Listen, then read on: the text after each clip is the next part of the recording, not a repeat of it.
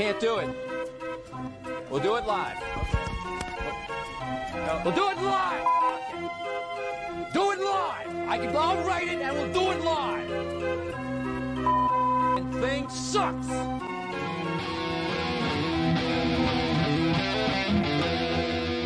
Deep fried pixels.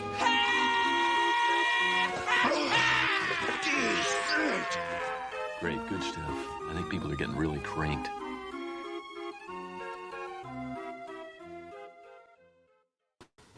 Hey, Gentlemen, how are we doing this evening? brilliant, pretty good. Super duper. Brandon's Hey, in man. a remote location this evening. Can't disclose my location due to my safety. Yes. He's Zach is hunting me right now. We're playing a bit of a game. mm-hmm. It's a challenge, if you will. The most dangerous game. Yes. Bransford. Yes. You have to steal his boxers off That's of right. him. Yeah, it's like what was the clothing brand from the 80s? Gotcha. It was like paintball wear. Oh yeah. Was yeah, it? Yeah. I didn't realize that was paintball wear though. I believe it was. I think I know what you're talking about though. Because the logo, I could be wrong. That's how I remember it anyway. Because the logo was somebody holding a flag. And so I just assumed it was like capture the flag official wear. But I could have just been a dumb kid. I remember, I remember last Friday Brandon humiliated me in front of the world, calling me out on my Olympics not being in Beijing. Oh, that's right. Because of my mom had a 1984 Buick Sable. I've been fuming about it since. No, I went on a deep dive because I was like, man, did I get Mandela affected there or something? Like what the heck happened? Mandela effect, whatever they call it. And it was somewhere closer to 1986 where they had the chopsticks at McDonald's. But it had nothing to do with the Olympics, so I don't know what the hell my brain was doing there. You just put those. It's funny how like I've found that when I recall facts from like back in the day, I tend to cram two different events together a lot. Yeah. The earlier of a memory, the worse it is for me. Yeah, because I'll ask my parents about things. Be like, remember, like back in the day, from my recollection, like this happened, this, and Dad would be like, no, that was two completely different things. Like, really? Like, in my head, it all happened at the same time. Yeah, That's hilarious. it's that damn dementia setting in. It is. It totally is. Just making shit up. I feel you. Yeah. I do. I'll ask. Like, I'll have facts. I think I make things up all the time. I think I'm really good at trivia, not actually being good at trivia. I just think I'm really good at it because I can recall. I bet you're pretty good. I can recall facts that sound like facts. Yeah. Or I can recall statements that sound like facts. Now, I'm not real sure I'm recalling these, or I'm just making them up on the spot. Yeah. It's one of the two. But you say it with conviction. So I do. I convince myself as well. So I don't know if it makes me a pathological factor. I don't know, because I'm not really lying. I think like these are facts. These aren't lies. I can win an election this way, right? Like if I believe my facts. Yeah, your treasure trove of your truth. Yep. That's the way it is. There was this one time I was calling, I still do this. I call Bruno Mars Rudy Santiago. That's his name, right? That's my nickname for him, right? And I told Natasha once, I go, hey, that's just Rudy Santiago. And I told her that was his name, right? And so she went out and told people that, and it's not his real name. So she got super mad at me about it, said, these people believed me. And I was like, yeah, that's the point.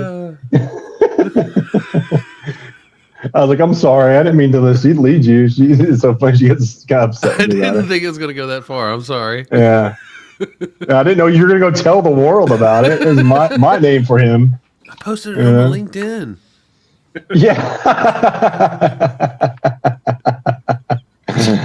That'd be funny if she did that. Oh well, hey, look, my LinkedIn seems to be changing. I think our industry is changing a little bit. We got some contracts being signed, and things moving forward. Not as many people crying on LinkedIn, and lots of jobs being posted now. So, maybe things are finally fucking turning around. Yeah. God, I hope so. We can finally start responding positively to the I'm a junior. Is this worth going into? Is this field worth pursuing on Reddit? Yeah. Yeah, I'm not real sure. I would even want to look at that page right now if I were somebody trying to come into the industry. It's still like I had lunch today with some, people I work with. They're all in games, and we were talking about it. I was explaining to him like the process of like you're good, it was only good as your last shot, because everyone here is very very positive and they're very supportive and stuff. So it's very off-putting, but in a good way, right? You're kind of like, it's very off-putting how positive everybody is. Yeah, right. You're not used to it. You're like, hey, take his, like they'll try to ramp you up and all this stuff. But yeah, they're like, oh, well, that sounds like a nightmare. I was like, yeah, man. I mean, it can be rough for sure, but yeah, it's not a gentle mistress, is it? No, it's not. And I tell you, even if you're good, right? I mean, even if you're really good, it's like you could be a proven quantity in the studio, and you fuck up a couple times, and they just want to get rid of you. Yeah. Well, it's been that way. I mean, it's been that way for as long as I can remember, right? Like yeah. You have the cards stacked against you on the wrong job, leave that place, and then you come back. If you come back, they just you're kneecapped coming back in. Like if you do anything, if you perform to any low level or anything sub 110%, you'll never get brought back in unless you have like a close friend there who can vouch for you and is like willing to be like, hey, I got you. Look, the thing about it is that all three of us are loyal guys. We're all, we all just want to like work somewhere and stay there for a while and like everybody we work with and just have a good time, right? Yeah. But we all know that guy or girl that all they did, they were half the talent that we were, but somehow they just decided to move around from this place to that place to this place to that place. The next thing you know, they're running a studio. Mm-hmm. That's the stuff that makes me mad. Not that person got that opportunity. It's just that I feel like I should have taken that direction of where just like, every 3 months I go, take my demo reel somewhere else and get paid another $250 an hour and another $250 an hour and another $5 an hour until finally you're making 5 times you were, in 2 years versus, hanging out and I did for rewards. And that's the way to do it too, right? If you want to get raises consistently, you're going to move around. But yeah, I mean, I don't know, having a studio, man, that's no joke. That's a lot of work, as we know. Like we know Chris and all that, and I mean, a name drop there, but I mean, this guy came out. But yeah, I mean, just knowing what he went through to start Crafty, and the all the trials and tribulations that he went through, and it's just to see the whole process of what happened with Crafty, or what now it's in a spot now or whatever, but it's not very glamorous when you pull the curtain back. No, it's not. It's a lot of, I mean, I would just want to start a studio, get it up and going, and my initial thought would be just to sell it and retire, right? That would be my thing. But some people, I guess if you get attached to it, it is your baby, I would imagine. But yeah, I don't know, man. It'd be tough. It'd be certainly tough. It's hard to speak to that, having not done it. So I'd like to be able to speak to that, Brandon. Yeah, right. I'd like for us to all be sitting around one day talking about our mistakes we made with our companies we all sold. I think that's right.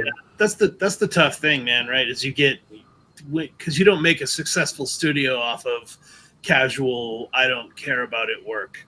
Right. Yeah. Like everything you do is a very intimate level of involvement and ownership. And no matter how much you're like, yep, I'm doing this, I'm raising Wilbur to get butchered here. Like when it comes time to bring it to the market, like where, when you, as Hannibal Lecter put it, when your little girl is on the slab, where will it tickle you?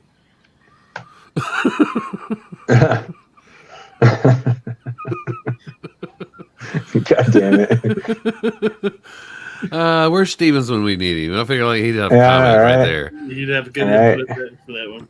Yeah, he definitely would. He definitely would. He's out changing the world of horror movies, right? From a little van in the woods. That'd be an interesting title of a movie. That guy lives an enchanted life. He does. He I love that does. guy so much. Ever since he got a divorce, he's lived quite an enchanted life. I'll say that. Not all good, but certainly enchanted, I'd say. Yeah, I mean, he's the double denim dynamo. Like, He is, man. I've never met anybody like him. I love that dude. We need to catch up with him soon. Hopefully, he comes back around when he gets done with his adventures and gives us a great update. We'll just let him have a whole hour where he just tells us what happened. Oh man, I grew some ayahuasca, and next thing I knew, Right? Yeah. Wouldn't doubt it, Jesus. Then we spent 3 weeks in Germany.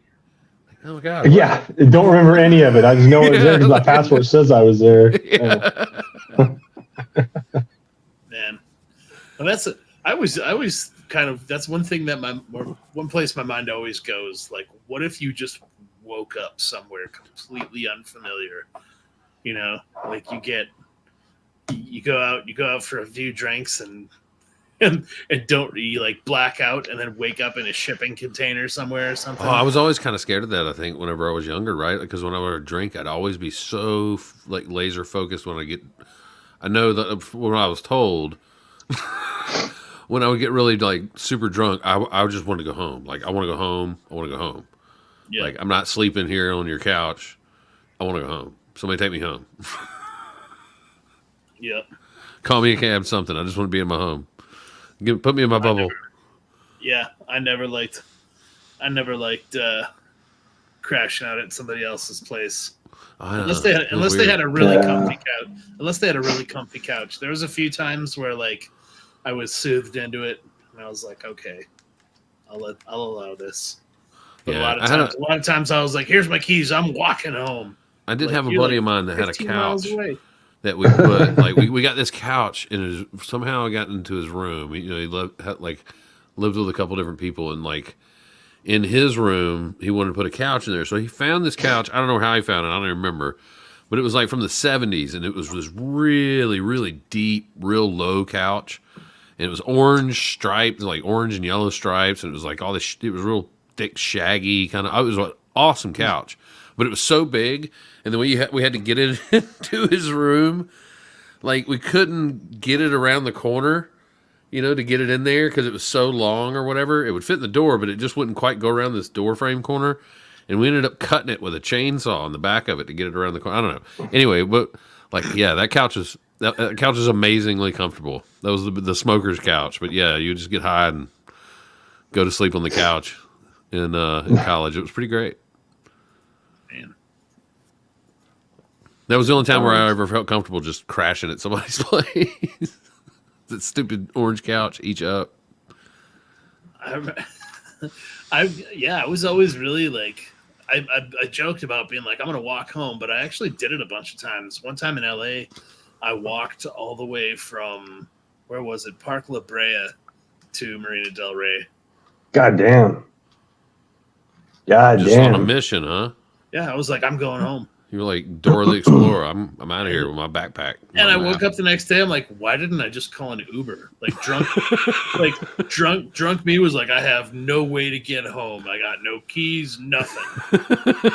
Yes. Walk. Oh, I'll show me. I'll show me. Yeah, drunk me went Bill O'Reilly. We'll do it live. We'll do it live. I'll show me.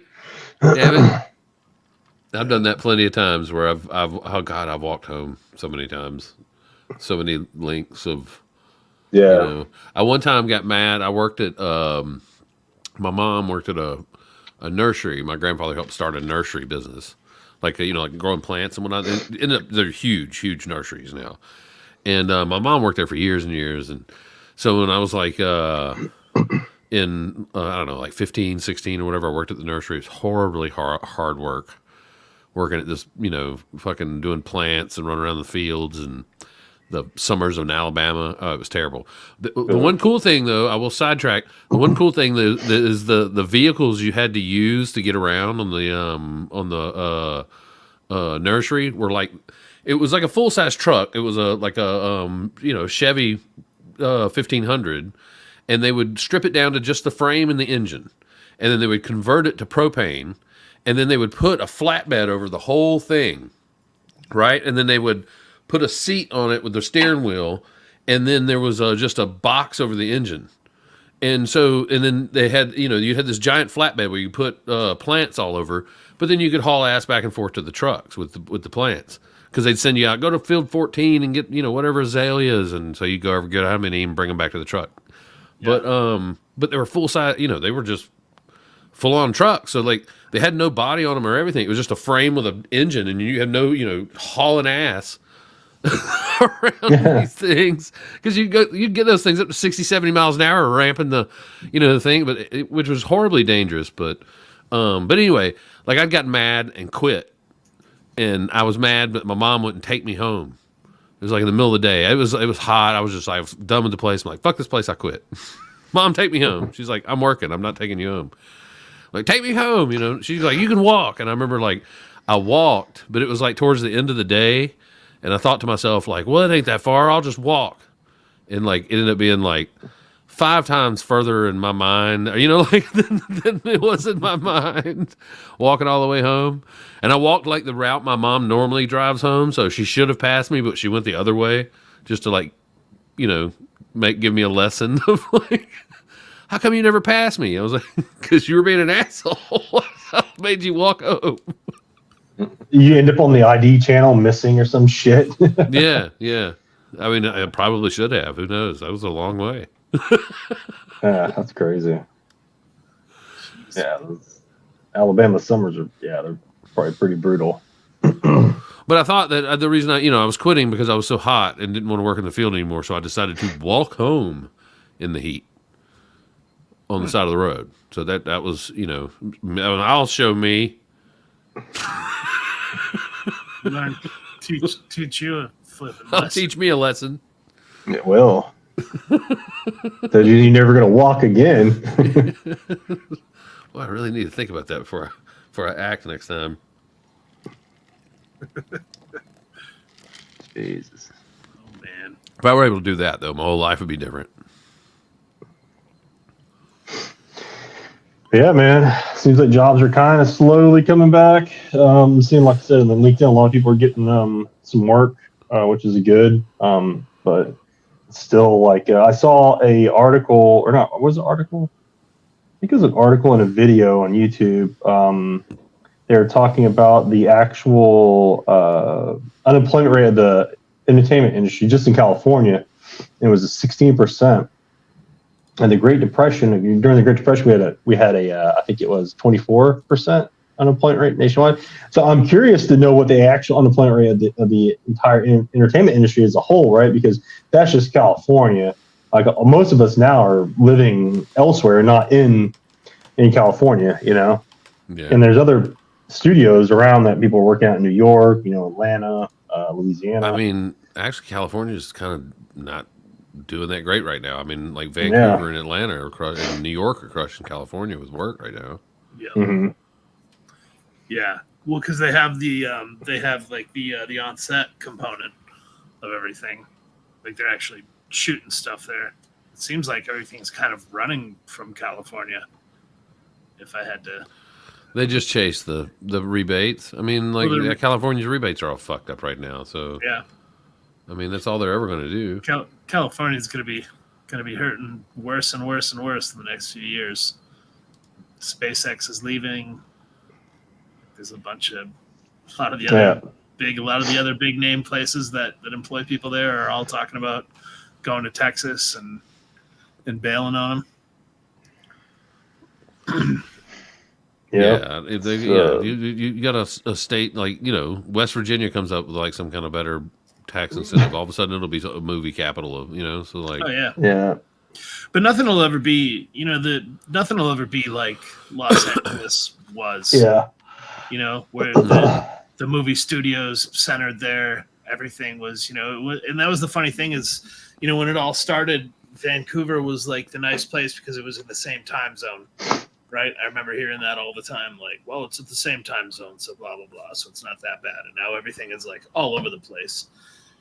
And so it's kind of, I just don't ever see it being the way that it was. Now it doesn't matter, right? Like all that entire industry as it was built and predicated before the advent of visual effects, before green screens, all of that. Yeah. And so it made sense to have everything right there and have a few different ranches all over in the Santa Monica Mountains where they shot all the stuff and shot all the Westerns and whatever. It was nice weather all year round. Everything was accessible. The desert's right there if you got to shoot desert stuff. Snow and mountains right there if you got to do that. Now it's all on a volume stage, and then somebody goes to some other country for the location shots. The rest is just built in a pole barn somewhere. Doesn't matter. Yeah, I mean, it's still easier to get resources and stuff in LA than it is anywhere else, probably. But for now, but that'll change. The technology will, and it seems to be like everything. Well, I just meant production wise, right? Like you want, certain lenses or whatever. There's, only places in LA that have those lenses that you're just not going to find anywhere else, right? Right. Mm-hmm. For everything else, there's MasterCard. You get it shipped. But yeah, I mean, it's all like shipping, and then I don't know about you guys, but the majority of the work that I've done in the last few years here has all been like fixing stuff that had been shot on a volume stage. It's true. So there's a lot of like hard lessons. It seems being learned. I hope they're being learned, and I hope like thankful for the work, and at the same time, I hope not. I hope they're not learning it. I hope they just continue to fuck it up, and we have to fix it. Well, it's I mean, it'll the technology will morph and change again, and it will just be the next new shiny toy that will end up having to turn chicken shit into chicken salad. Well, I mean, think about how many things have come along that we've seen that we've thought is like going to completely revolutionize and change, and like, what about the Litro stuff? Like that shit was so cool. Yeah. Right. But that shit was cool. I remember buying one of those little cameras. Yeah, that was so fucking cool. Like the little cube camera, and you could change the focus after the fact. I mean, but the big, what was the big system or whatever? Was it Litro or no? It was yeah. It was Litro, right? They did the full on depth systems and stuff like that. Yeah. Mm-hmm. I mean that the crazy thing with that to me is like how there hasn't been some sort of technology that's come along yet like that gives you tracking data for a camera. Just along with like a format that's like, well, they do, but they do have those cameras, but they're just really expensive. Right. But I mean, it's, like, I feel like with the AR stuff with regular cell phones, I'm surprised that, there's not something currently available where it can just use the AR and track your camera position and save that to a file and spit out some, I don't know why every single stage isn't already just set up with mocap. Calibrated that way, yeah, right. I mean, I feel like it's infrared, like depth cameras, the whole 9 yards, right? Like it really comes down to just data wrangling, really, at the end of the day, right? Like you could attach a LiDAR. It'd be an amazing amount of data, yeah. And get the offset and do like a photo scan like on set to accompany everything. And yeah, it's a lot of offsets to maintain and keep track of and this and that. And it's just like tons. Well, I really don't understand sometimes how we, when we have to rebuild these, like right now I'm rebuilding a whole interior house, right? Because they shot 2 parts of it, right? They're doing a split screen where you have like animals and actors, right? Like so that the dogs chasing actors or whatever. You can't have them in the set. You can't have that really happening. So you got to split screen it or whatever. But somebody fucking move the camera, right? Like so, yeah. And so like there's not a giant, but enough of a perspective change. Also, it was done like 3 hours later. So it's like the lighting is completely different in the windows and how it's, but it's not different enough. Like if it was 5 or 6 hours later, maybe it would be different enough that I could change it, right? Like I could adjust, but just slightly different, so it throws it off. Yeah. And So it's like, all over the place. I don't understand how my realtor can, want to sell my house, and Diane can walk in with a scanner and scan the whole interior of my home for a fucking 3D walkthrough, and I can't. You can't have one of those on set. Yeah. Just for when they're doing just damn near anything, like anything, just any set, just run it through the set, just have everything you need. Yeah. There's apps like not to plug anything because I don't.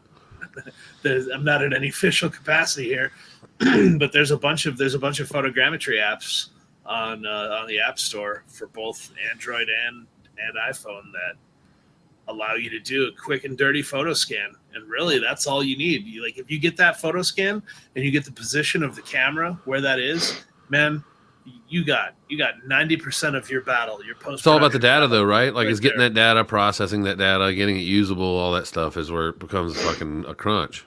Yeah, I mean, but I'm saying, like, if you get the position of the camera and the set just in a quick and dirty photo scan, like, you know exactly where everything is then, and you can rebuild based on that. You can reproject based on that. Like, you have so much. You have knocked out a gigantic portion of the typical VFX struggle, right? Like, just by having that data, and that's something you can have on your phone. It's an FBX, and you can kick it out. It'll save it out with cameras. It'll save it out with a mesh. Like, it's bananas what's capable of doing with that. But then again, when you're working on set, if you're working alongside like a union, that kind of stuff, like there may be a lot of sticky red tape that doesn't allow you to do that. It's so ridiculous. So we should definitely unionize. I don't know. Yeah, at least unionize the effects on set, right? Like, at the very least. Well, those guys are kind of starting to unionize. They're starting to. Yeah. Well, there needs to be. I mean, regardless, there needs to be freedom. There needs to be creative freedom. Come on. To explore the technology on set, regardless of if the union is there or not. You know Let's what I mean? let's pull the curtain back just a little bit. Us visual effects guys on set, there's a lot of smoking cigarettes and a lot of craft services. Okay, of course, it's not like we need the labor union to step in because we're overworked on set. Most of the time, we're marginalized, and they don't like. Whenever we go, like, hey, if you move that green screen over. Oh, all right, never mind. All right, Yeah. Have you tried these apple danishes? That's what I'm saying. Yeah. That's what I'm saying. In my experience with VFX on set, you're more hamstrung than you are overworked. Right, sure. that's Yeah. what I mean. So there's really, unionize. and It's the thing to do, I guess. But that's why I was kind of like, saying a little tongue in cheek, being like, I see the value in it. Don't get me wrong, 100% I see the value in it. But I think the bigger issue comes from the fact that VFX crews are hamstrung on set because of all the red tape. Like, this is an industry that exists because of the cutting edge of technology. I that's like such a douchewagon thing to say, but it is wildly true. With what a good chunk of what we do is utilizing new technology that is in its infancy. I mean, half of the programs we use in the grand scheme of things are new software. Relatively, and even the established stuff is still like the established stuff that we use, like Maya. Those kind of applications are finding their way out the door right now as we speak. It's still functional, but Maya doesn't have half the features that it needs to exist in a feature pipeline. Look at it 5 years from now. Autodesk has to get it together if they want to stay with the game. There's a lot. Yeah. There's a lot missing from their. Yeah, it just hasn't evolved enough. Yeah, exactly. Right, and they've gone. They're not servicing the VFX crowd specifically. Yeah. Especially like Max is the same way, right? They're servicing the AutoViz and the ArchViz people and all that, And they're going to hemorrhage those people, man. All those people are going to jump ship and go to something else. You know, like Alias, it was at the time it was Alias, right? And it was like a CAD. It was more of a CAD application, and they just said, "Hey, look, this is great. It's open. We can code stuff in it as we need and write our little tool sets to pipeline this stuff." And that's how it kind of got its feet in our industry. And now everything has that. Houdini has it, Blender has it, Max has it, Maya has it. Like all of them are open to some. Cinema 4D, I don't think does, but it's all you can you can make stuff work. Anyways, my point being that this stuff is all moving. I'm a big Cinema 4D fan, but watch it now. It's great. No, I'm all about it, man. Yeah. I've used it plenty. The projection manager is still head and shoulders above what any other package ships with default. Yeah, dude. Yeah, I mean, Sim 4D is it's easy one to get into. Its matrices and replicators are insane. Yeah. Like I know that you can do the same thing with other programs, right? Like it's just for whatever reason not as easy to put together and as simple just to layer it out there and boom, it works. There is that thing with Cinema 4D. Once you hit the wall, that wall is made of Bostonite. Like there's no very true. There's no like I need more control over this in Cinema 4D. Like that's the control I have. This is what you get. Yeah, and that's fine, man. It's serviceable. It's serviceable for many applications. I just make motion graphics with it, so it works fantastic for that. Well, it's the jam for that kind of stuff. I can do some crazy shit with some cubes. And even back in the day, like when everybody was using Lightwave, Cinema 4D's render was like capable of rendering stuff. I remember trying to render big scenes in Mental Ray, and being just like Mental Ray. I'm running out of memory, and I can't get this stuff to work. And then we pulled it into F Prime in Lightwave, and it rendered like no problem. And then I dropped it into Cinema instantly. 4D. Yeah, like after the fact, I was like, I wonder if that would work in Cinema 4D. I pulled it all into Cinema 4D, rendered it out just using their regular render, and boom, it went. And I was just like, dang, man, like we're kind of beholden in the same way in our industry. We get hamstrung being beholden to these norms, and I think that's just that's what always something that's frustrated me is like. We need to, as an industry, be able to be freed up. And I understand, like, you can't always shoulder the risk of stuff, but there needs to often be that moment where you're like, we gotta Bill O'Reilly this thing and do it live. Fuck it, gotta do it live. Just gotta put on a pirate hat, hide in the corner, and do what you got to do. I mean, I do like that. That's one of the beauties of it's one of the double-edged swords of our jobs is we get these. These tasks to do these shots or these things or accomplish these ideas that, you can't say no. You can't say, well, that's dumb idea. You want to what? Like we have to figure out how to make it happen. And so that's the sweet part of it. I think, absolutely. Taking those crazy ideas that, at first, when you first get them, you're like, I haven't the slightest clue how we're going to do this, and then somehow it works out. Yep. Yeah, there's always. I can't say the amount of times I've started a shot and just been like, this is a dead end. I'm gonna back up, reposition, and take another stab at it here. And you get that shot, and you're like, "Oh my god, I can't!" Like, how long in my career do I have to feel this exact way?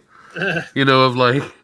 I don't know what I'm supposed to do. I don't know how I'm gonna get this done. Yeah. But then you just start on, you start chipping away at it, right? Like, well, I know this needs to be done, and I know this needs to be done, and so before you know it, you're on down that road. So it's. Man. I think that stuff at the beginning of it's always so stressful, but it is very rewarding. There's always that moment. Admittedly, there's always that moment of panic. Yeah, you get in and things start going sideways, and you're like, "This does not work how I thought it was going to work," and I bid it based on this is how I thought I could do it, and now I gotta figure it out. Oh God, how many times have you done that? Right?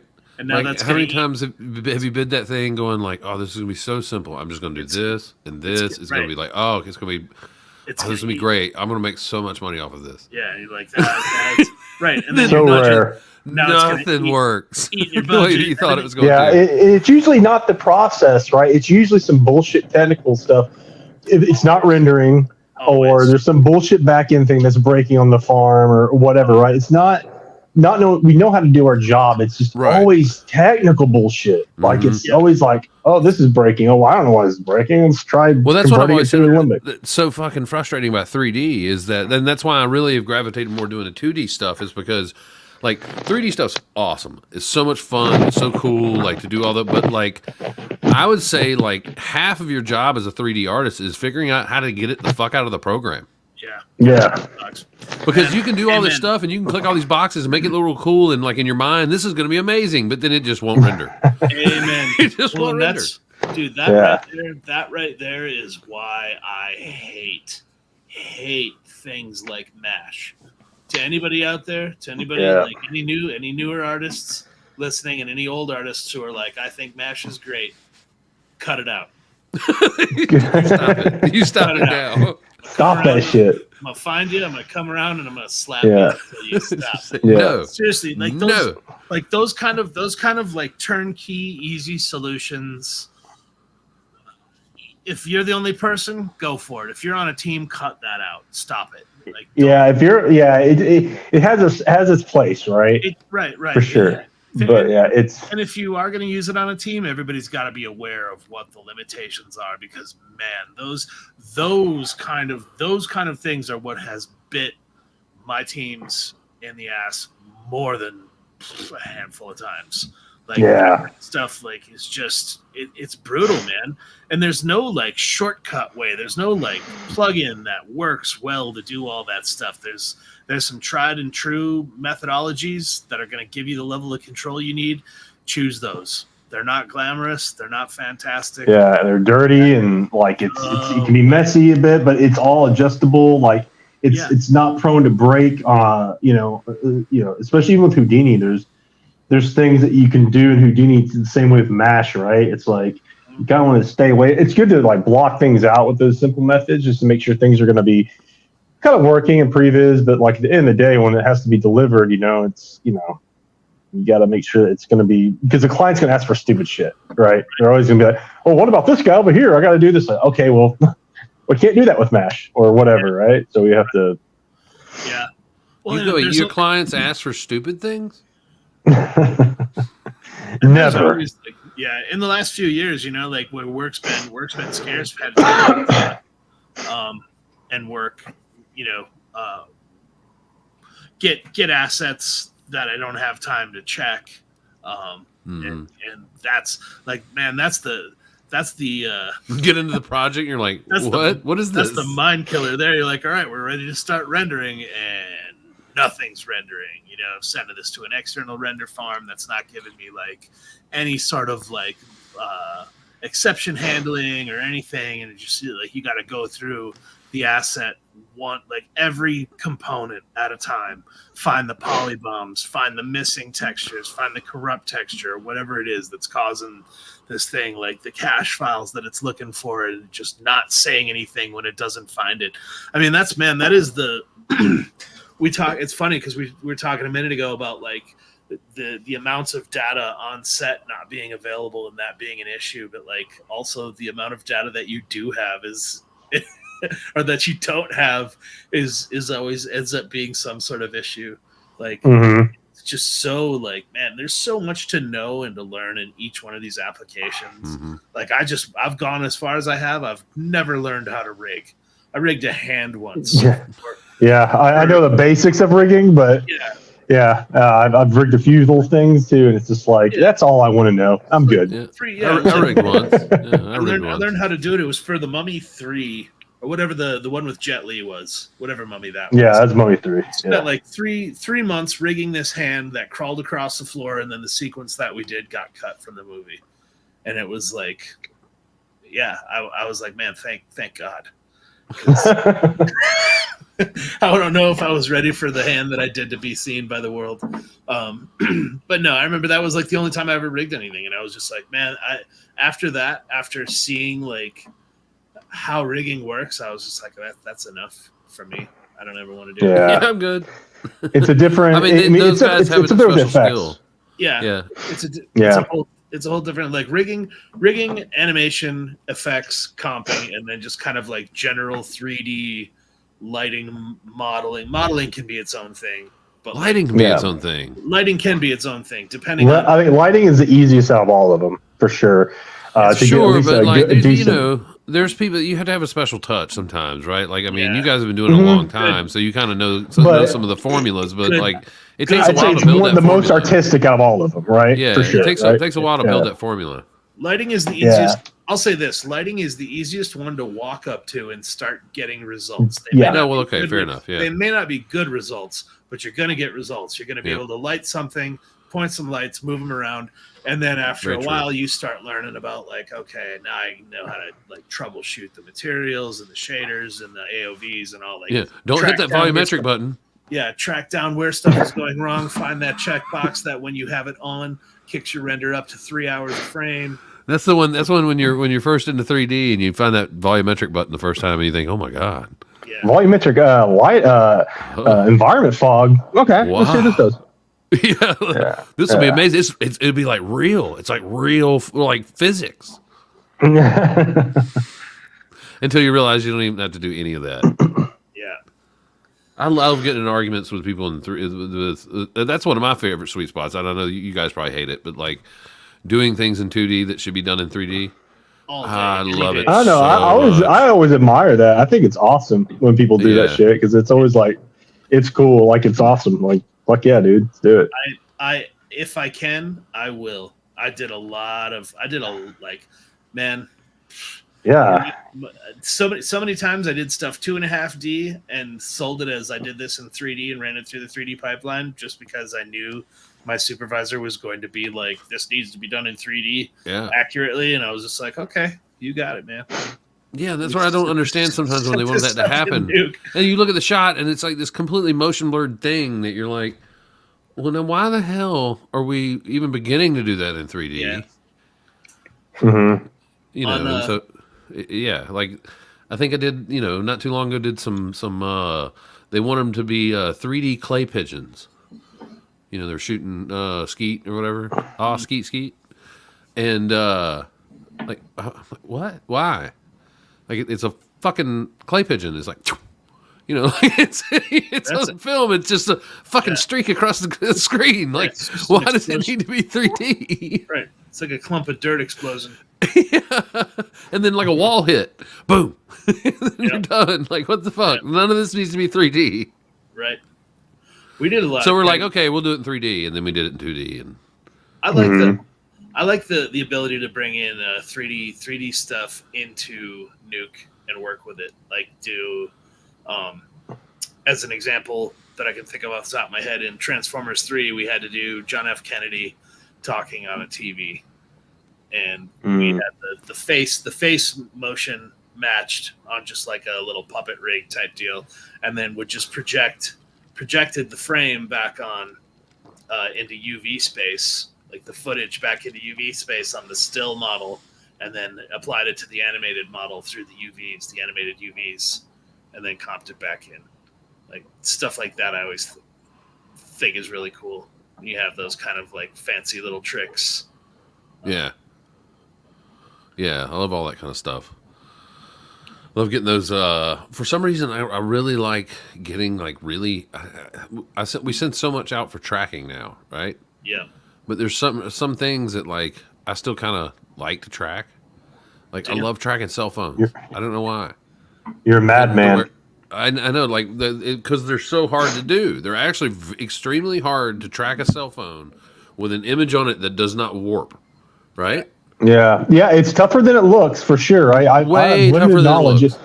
Even with Mocha, it's like you can get a decent result on simple shots, but when the camera does this. Where it goes like that and does some shit where they turn the phone to the side or something. Dude, Or they're moving 'Cause around. it just takes a few, like a frame or pixel, just to make it look like this is what the fuck's it's swimming. And it's just super crazy how noticeable those little things do that, right? It's like insider trick. All you do is reverse stabilize everything. You get your grid, you stabilize it out, you make your graphic, and you corner pin everything out on the screen. And then anytime that thing starts to warp a little bit, you're able to just take it and bump it in a little bit, and bump it in and bump it in, until you get it back into that grid. You got a little handwork there. But, most of the time it's only like little sections that are warping out, like it's just small little spots. You just warp it back in there, reverse all that shit back out, and you've got a perfectly solid track. But it's like, I don't know why it takes some people so fucking long to do it. Because they're not doing it like that. No, it's like that's what I learned a long time ago. Like when you track something, you don't track it to see if it tracks. You stabilize it. Yeah.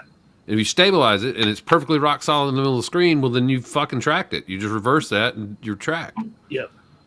Man, I think, and that's something that's kind of gone from, like, I remember when I came into visual effects, a lot of people were all like, the Integ route is like the way to go in. And I skipped it myself. But part of me wishes that I could have ended up on like a good Integ team somewhere and spent that time first, because with the way the technology went and watching the arc of the, where the industry, how it's gone, I think those kind of skills are like just wildly invaluable.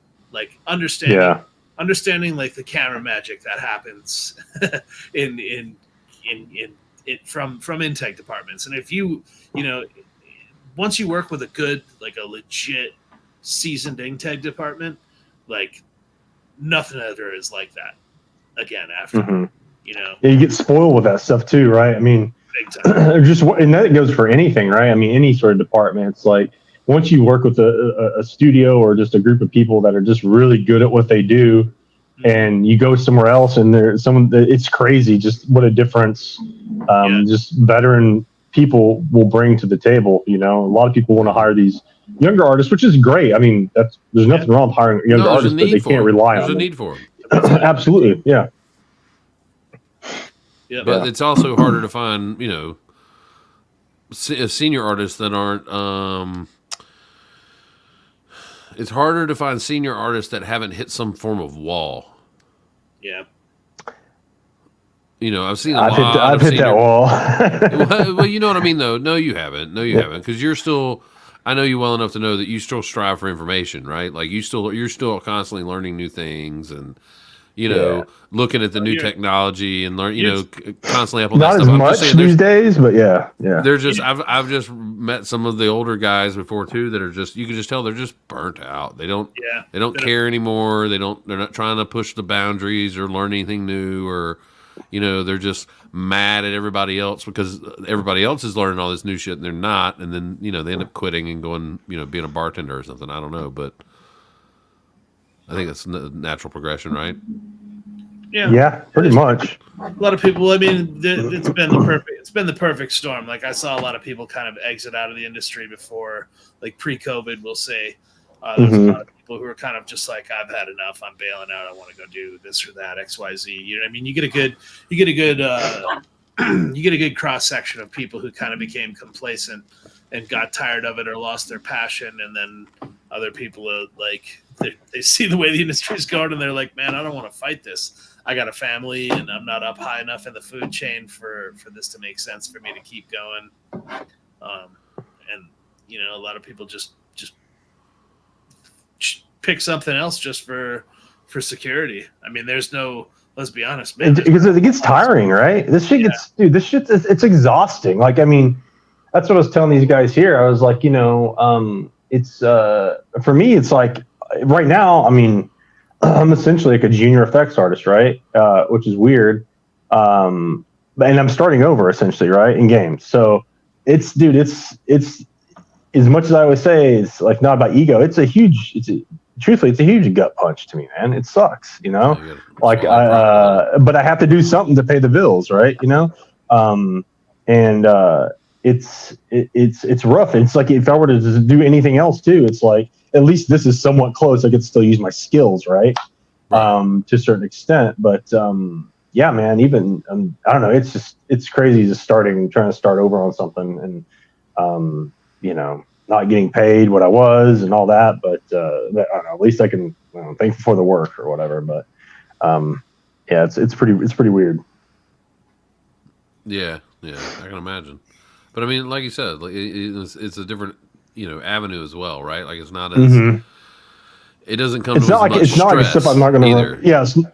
Yeah, no, it's way less stress, and the stuff I'm learning, is more transferable to other stuff too, right? I mean, it's not like it's just a complete dead end or anything. It's like I'm still getting to use Houdini. I'm using Unreal every day now, and so that's all like transferable. Right, like even if you decided to come back and decided this wasn't the route for you, or you got an offer to where you just couldn't pass up on something. I mean, hell, you're getting to learn Unreal.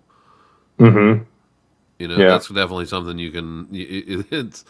I don't think going anywhere in our industry, right? Like, if anything, it's become a little more prevalent, especially in the previs and all that kind of stuff. Yeah, too, Zach right? used it quite a bit, right? So yeah, I've been using it quite a bit, man. Delivered some big names with it now, actually.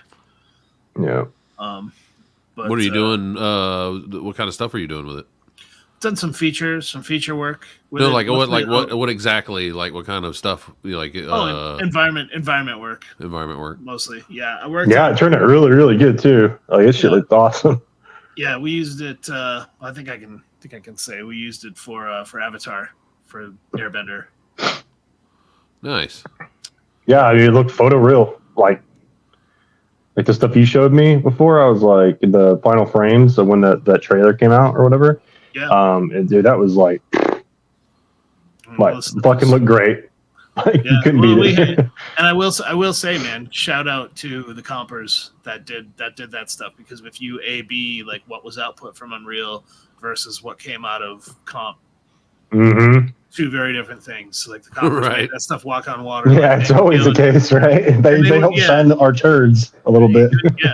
Well, and it wasn't for a lack of trying to make it look good. It's just Unreal is, at the end of the day, man, it is not the same tool that Maya or Houdini or anything else is. It's just not. It's just a different type of DCC, and you can get some really good results. But again, I think it just takes, just like everything else, it takes a long time to get things to be to that kind of quality, and you got to really, like, you have a picky, really demanding client, which is a good thing, right? Like, you want the stuff to look as good as it can. But it's that much more of a lift from comp than at that point, because of the limitations of the software, right? Like, one of the big things that we ran into was figuring out like how to work around some of the AOVs didn't work how we wanted them to or needed them to. And so, you get asset packs that you work with, and like the stuff is all over the place. The maps are all over the place. So you kind of, your specular pass is, you kind of have to roll a custom one to get what you're used to getting out of a regular DCC, an offline DCC. But then you got to normalize everything, and it's just like, everything's just different. You know what I mean? It's like, it's not, I'm not trying to say like Unreal got in the way.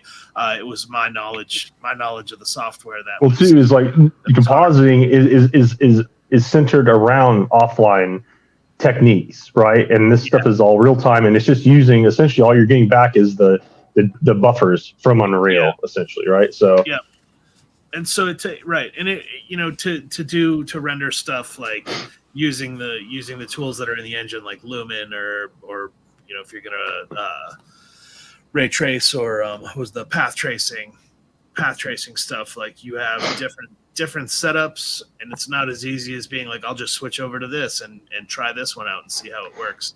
Like you can end up with long ass render times out of Unreal. But with that being said, like we learned, every project I'm on that I use Unreal, I learn a whole bunch more about it, and it's a cool app, man. For the right jobs, I love using it, and other stuff I'm just like, man, no, please. Yeah. Please no. Well, hey guys, I'm so sorry. I gotta run. They're waiting for me right now. We got some work people waiting for this little thing we're doing. We'll wrap up a little early tonight since you got to run. The principal's got an appointment. Well, you guys can continue. I just, I have to roll out, but I won't get mad. we'll I won't miss get you. mad, Zach. Zach, I won't get mad. I'm gonna find you. I'm coming. Did you eat some clam strips tonight? Did you eat some clam strips tonight, boy? I haven't. No, I'm gonna go there tomorrow for lunch. Actually, there I'm gonna do a double lunch. I'm gonna go to I Love Teriyaki and then Ivar's. I'm gonna be so sick. I'm gonna destroy it. Hey, I want you to eat. I want you to do something, Brad. I want you to eat like you're showing off for me. Yeah. I want you to go get you some I love teriyaki and then go throw up on the troll. Hell yeah, dude! It's right there. Yeah. Yeah. Yeah, Show that yeah. right- show that Just go, free just muscle. just roll up. All the tourists there taking pictures. Just roll up, walk straight up, throw up on the troll, and then get back in the car and go away. What's that? The Rockafire explosion place is right around the corner from that too, man. Go kick down the door and kick that gorilla in his robot nuts. I will. All right, fellas. Well, hey, it was fun, and I'll see you guys next week. Yes, sir. Sure. All Be right, safe man. out there in the mean streets. All right, man. Later. Right. Miss me some Seattle. Yeah. I never lived there. Visited a whole bunch of times. A bunch of friends that live there. Apparently, you don't want to live there now. Yeah, that's what I saw. There was- They're just running rampant with the homelessness there. Yeah. Yeah, man, it's an interesting thing. Whatever happened up that way. It was weird when I lived there. I mean, it was pretty. There weren't, it's not like San Francisco homeless, Mhm. right? The land of the aggressive homeless. right. But they weren't aggressive, but they were everywhere. But they gave them I think they did a lot for the homeless there in Seattle, and so they had like this. Every single corner had some homeless person selling like this little newspaper called Spare Change. Yeah.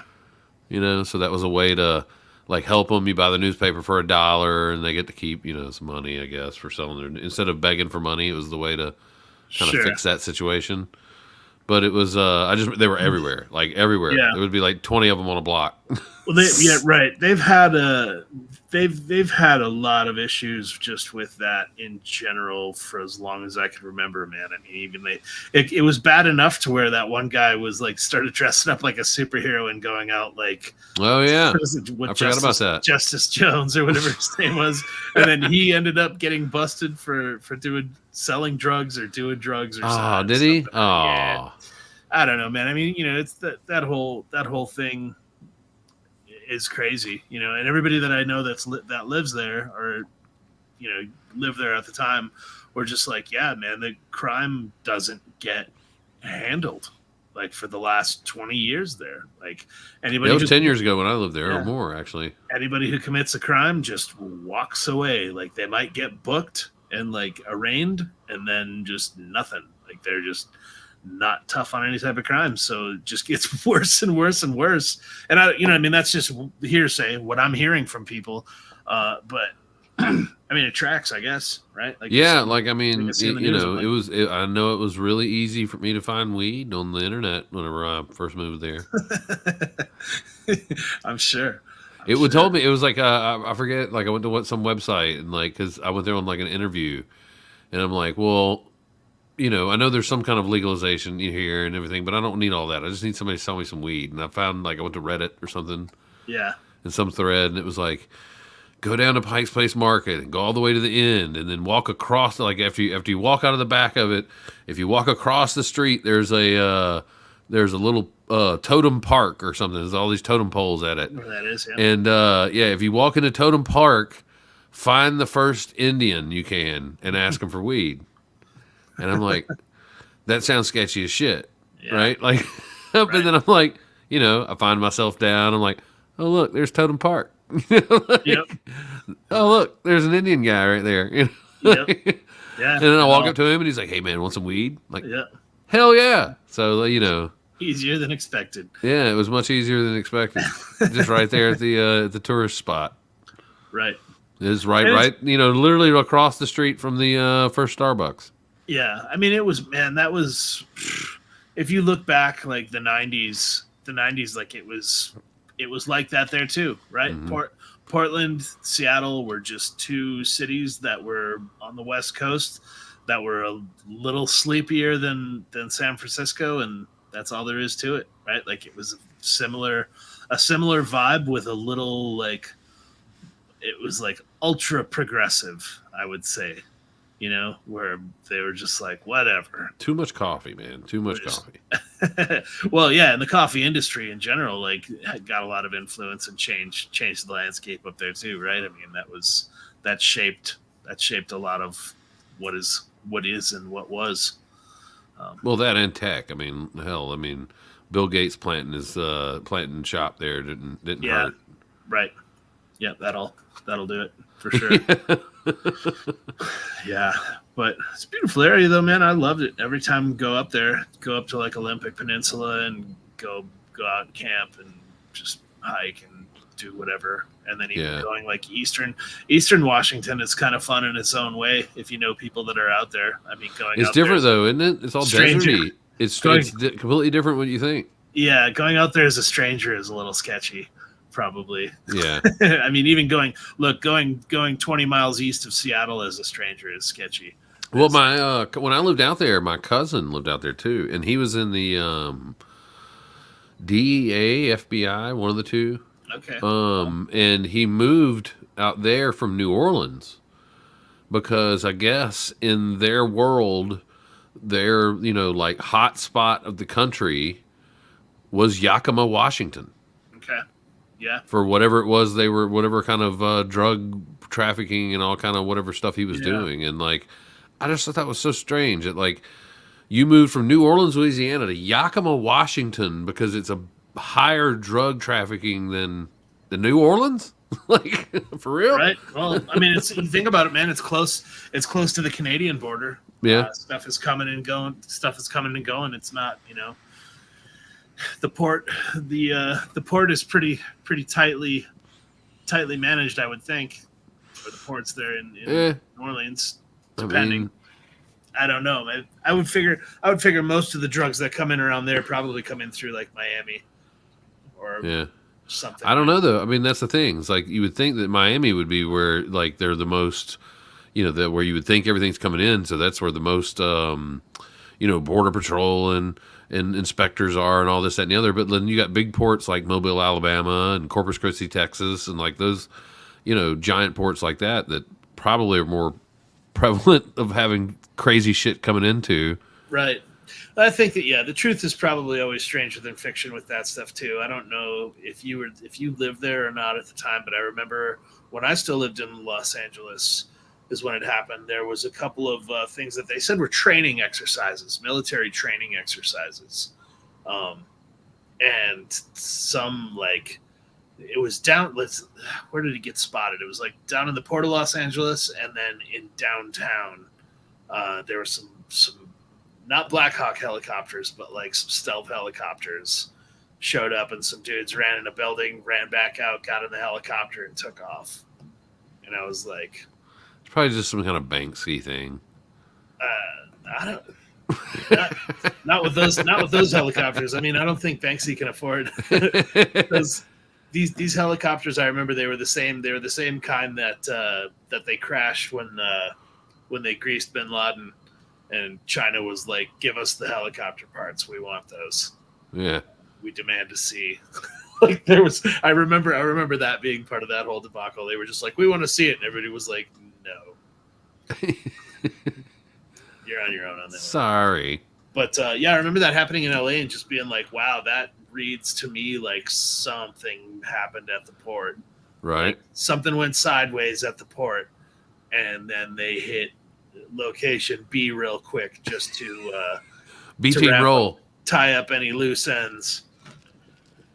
Yeah, it was weird. In all my time living there, man, that was the only type of like funky thing. Weirdest thing you saw living in LA. Shit. Weirdest thing? I don't know, man. I mean, I lived in Venice. Or weirdest situation you found yourself in? Um, Legal. I got robbed. Like. Oh yeah. yeah, some people came knocking, like beating at my door. This girl came screaming for help, and I lived in an apartment complex. She was like screaming for help, and I looked out and kind of like, I was like, kind of cracked the door open, and then the dudes just rushed in. Like 5 guys rushed in, bonked me on the head. Oh shit! Tossed the place up, and yeah. Damn.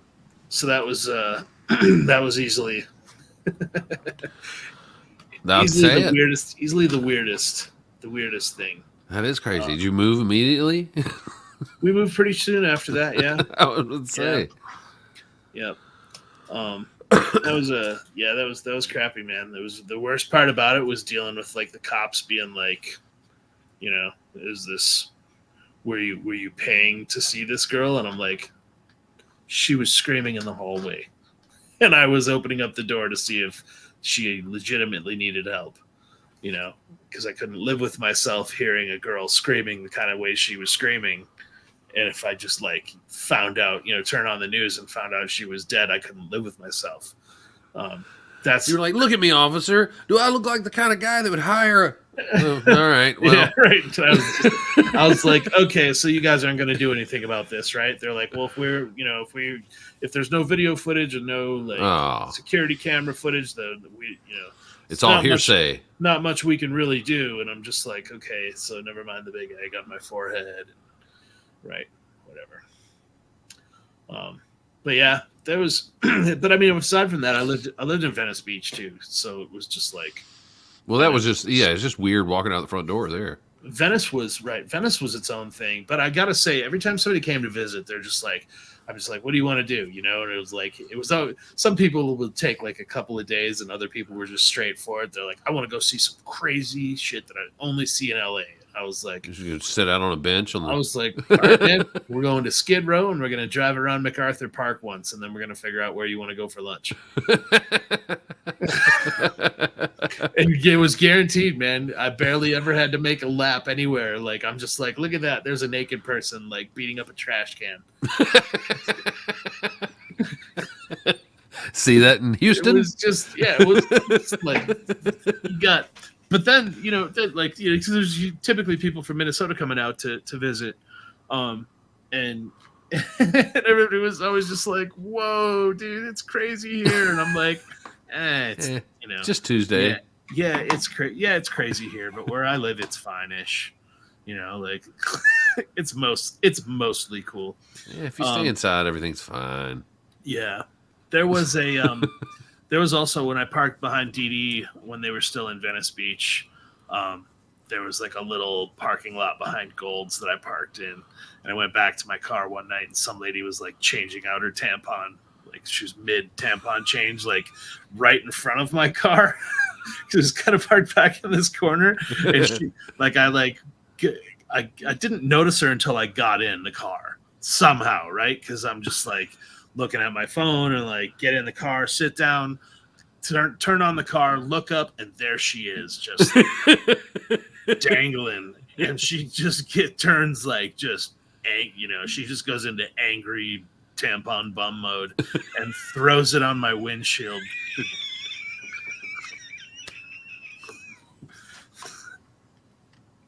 Oh my god. Oh. And that's terrible. That was pretty awful. I was just like, because there's forever unclean. There's no, because there's no in LA really. There wasn't many at the time. I don't know if it existed or not. It was like up Sawtell. There was like a drive-through car wash where like you didn't have to get out. It was touchless, right? Everything else was like the little bays. And you gotta wash it yourself. Yeah, I don't want to deal with like any of the splashback from it. Like, I just don't want used hobo tampon, anything. Like, I don't want to turn on the AC and have the particulates coming through the fence. But also, I could just see you pulling into like one of those places at the, like the rainbow car wash that you drive through or whatever, and having the guy with the little scrubby like looking at your windshield. Like, is that? Fuck, bro. I'm not watching that. My instinct was to like put on the windshield wipers, and I was like, do not no. do not smear this. And so I just beelined it like with that thing. And I remember sitting back in my seat like, Like it was gonna get you. Yeah, like I've got a layer of safety glass in between me and it, and I'm just like, no, this is the worst day ever. And I felt bad too, because I was just like, I'm so sorry, ma'am, for violating your privacy out here. Yeah, I'm just trying to go home at 2:30 in the morning. Sorry. Yeah, I felt bad until she threw it on the on the windshield, and then I was like, well, that's just gross. And Yeah, that's one of those, oh, come on moments. You're clearly, yeah. You just put it in reverse real fast and get out of there with a tampon on your windshield. You don't argue back. You're clearly on the Venice Beach City Council. I'm just going to go about my business. Yeah, you got to ratchet way up to match her aggression at that point. No way, man. Yeah, I remember one time too. There was another, like, now that my mind's gone, I'm thinking and remembering some of the crazy stuff. We were up by the La Brea tar pits, and I had my buddy he's from northern Minnesota in the car with me, and this guy, we were sitting there talking, he had his window open, and this guy just popped in, and he was like, boo! And my buddy, without missing a beat, boo, just jacks him, turns it, like, hits his off switch, and the dude just falls out of the car, and the light was red, and I just looked both ways and just hit the gas. I was like, let's get out of here. That's Which hilarious. was a terrible move. I should have stopped and been like, sir, are you okay? Was that friend casual? No. It sounds like something you would do. He knows the guy. He knows the guy. But it was, we all went to school together. Oh my gosh, man, that was gnarly. I remember that moment and just being like, after the fact, like, I shouldn't have fled the scene right there, but at the same time, like, you didn't want to wait around for stick around and be like, find out, like, get his homies after you or whatever. Yeah, fuck around and find out. Yeah, I don't. No. Anytime something like that happens in LA or anywhere in Southern California, you're just like, I just need to get out of here. Like, I need to get out of, like, flee this location. And man, I think I've mentioned it before, I emit a chemical that conveys to homeless people and crazy people, like, hey, I've got to go talk to that guy and see, like, just hash out whatever it is. I do too. I don't understand it. I attract the crazies. I don't make eye contact. Like, I do my body language. I shift so that my back is always, like, kind of to him, but so I can still see him out of the peripheral. Like, I do everything I need to do to be like, no. And they're still just like, what's up, man? What's happening? And I'm just like, fuck, dude, leave me alone. Please. Yeah, I got cussed out by a homeless woman one time because she asked me for 73 cents, and I told her I didn't have it. And she was like, fuck you, white boy. Yeah, not great. Hey, man. I don't know what are you 73 cents short of? Times are tough. Times are What tough. is such a specific amount of money? Times are tough for all of us. I remember coming back from the Salton Sea, somewhere in the Inland Empire, and, like, pulling over because my son shit his diaper, and we're, like, changing his diaper on the back of my truck, and some guy comes, like, sneaking up, and he's like, hey, man, you lost, huh? And I was like, no, actually, I was on the freeway, and I needed to change my son's shitty diaper because he shit, and it's, like, up the fucking back. And I held out the diaper to him, like, do you want it?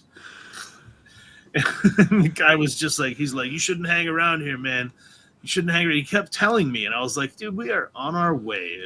We're in the middle of fucking change. Yeah. What ditch did you just crawl out of? Well, I mean, it wasn't like we were in the middle of nowhere. We were, like, Inland Empire. Okay. Somewhere around Riverside, but, like, we pulled off, and I was like, dude, stop telling me that it's a bad neighborhood. I didn't stop here because I'm looking for real estate or something like that. Like, I'm not trying to gentrify you, sir. I just want to get rid of this shitty diaper. I'm literally holding this shitty diaper in my hand, and if you don't fuck off, I'm gonna start punching you with it, shit side out. Oh wow, that would definitely that's a bum deterrent right there for you. Came across stuff like that all the time there, man. Just weird, like, people just living in LA was like, it was a lot of fun. We made the best of it. It's something I think back on so fondly all the time. And on the flip side of that coin, I felt like I was slowly living out Michael Douglas's role in Falling Down. Just made, like, from point A to point B without becoming the bad guy or becoming, like, not economically viable. Like, just make it happen, before The entire world's like poking you all day boom long. off the pier. Like, yeah, man, it was a wild place. It was a wild place, and what really tripped me out was how awesome, like. It's one of those things where, like, everybody else everywhere else in the world is always like, not always, but more often than not, you get them like, why would you want to move to California? Why would you blah, blah, blah. There's like all this hate for California. And It's fucking beautiful. I'm like, man, it's amazing. Just because there's shitty people there doesn't mean it's an awful place. Just because you don't like the politicians there or the whatever doesn't mean that California all of a sudden is just completely the worst place ever. Like, I moved because I don't want to raise my family there. But there's a lot of really cool stuff there. It's amazing. It's awesome, man. Like you said, the weather in and of itself is something that's can't be overstated. Like, there is literally nowhere other than like the you get out from underneath the smog of LA. It's beautiful. Yeah, you get and even in LA, man, is incredible. Like, you don't see sunsets like that anywhere else. I live right at it's because of the smog. Yeah, I live right at the foot of the Rocky Mountains now, and the sunsets we have here are incredible as well. But it is not the same. Right. It is not the same type of sunset. Like, you don't get that like beautiful, like everything is just washed in orange type of like long, dramatic sunset. Yeah. It's just kind of like where all the air lights up that golden orange color. Like, man, it's smog. Yeah, I miss it is. I miss those sunsets. But I mean, even you go up like Santa Barbara, there's a road, highway 254, 154, whatever it is. It goes up out of Santa Barbara and kind of like cuts up the coast a ways. I think it's 154, Chumash Highway. And Chumash Highway, however it's pronounced. And like, you get up. You're so Californian. You take the 104 to the 609. You go up to Chumash Highway. Yeah, it made all the sense. I was born to do it. But you go up that highway. Once you got up above where all the fog was, you could get up above the fog layer and see all these hills like poking up out of the fog, and then there's just fog out over the ocean. But if you get up there like during a sunset, and you'd be driving and like the dirt on the side of the road is kind of reddish, and then the bushes are all this like super intense green color, and it was just neon, man. Like, I've never in my life seen colors like that naturally. It was just wild. It was so cool. And the same way here in Colorado in the middle of summer, like the greens that you see in the mountains are just like, you've never seen anything that green. Yeah. Never. Nowhere else. Stuff get green like that. Anyway, whatever, man. It's it's beautiful all over the country. I like the green, man. And the deserts are cool too, man. But I could never live in the desert. I couldn't do desert life. I'm not real sure how. I mean, I guess if you just want to be isolated and out in the middle of nowhere, that's a good spot for you. But there's a lot of middle of nowhere isolation that doesn't involve that. No trees. I don't know. Yeah, just no shade. No shade whatsoever. Yeah, like the Salton Sea. Brandon came out to this. I used to love to go to the Salton Sea. Brandon came out there with me a few times, and it's funny. It's just like hang the camera out the window and drive through like Nyland and just take pictures while we were driving, and then look at the pictures after the fact and see all the tweakers like popping out of the shadows, like just like.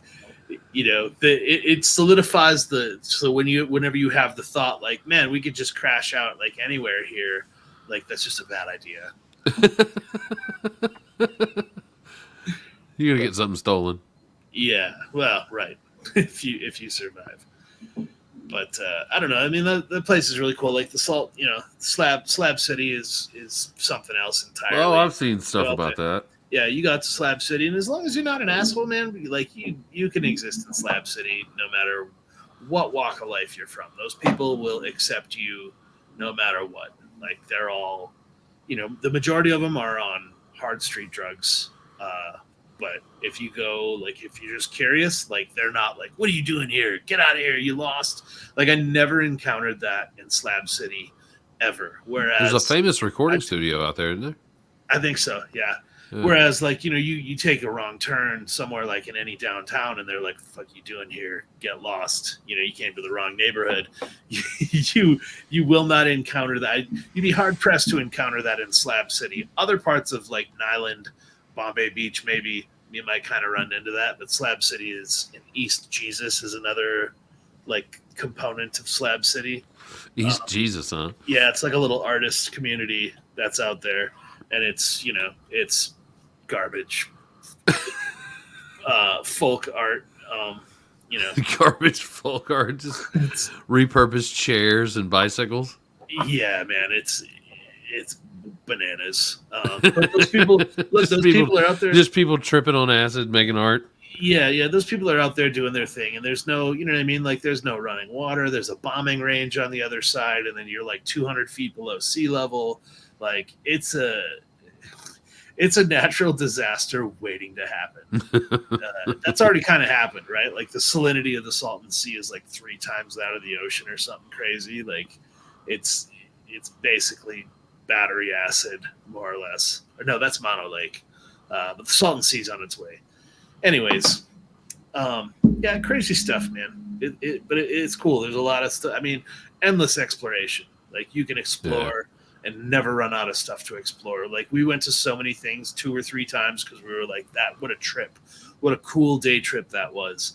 Like, let's go there again and go, like, poke around some more. You got, like, the Murphy Ranch just north of LA where, like, that is a wild story of what that place was.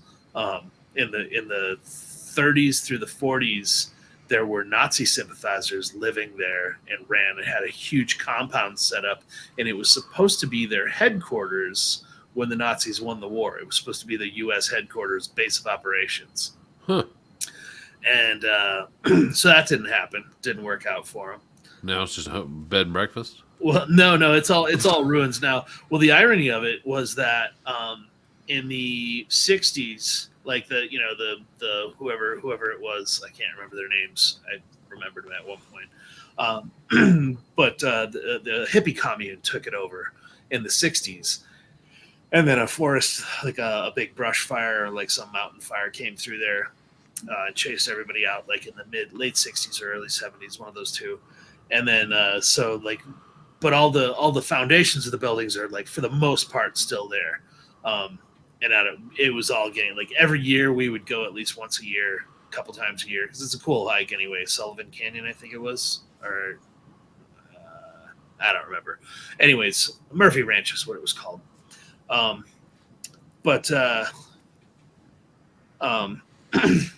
the foundations were set up for the building still, and stuff was getting kind of torn down as time went on. But there was in the very, very bottom of the canyon and the creek bed, there was a VW bus. And I was like, man, was that from the hippies or from the Nazis? Yeah, it could be either one. Obviously, it was from the hippies, but it was. I don't know. You never know. Just made the joke. It was just what a weird place, man. What a weird place to go. That's very strange. Covered in graffiti, and you start reading about the history of it, and you're like, wait, what happened? This was what? And there's stuff like that is all over California, man. You've got Manzanar in Culver City right there. There was an internment camp right up in the hills, just above the Baldwin Overlook. Like, what the heck? Yeah, right. Weird history that you'll never learn about in any type of books. Well, you were talking about that one place just burning, in a forest fire. I wonder what, in California, like the last 100 years, what parts of California haven't burned? Yeah.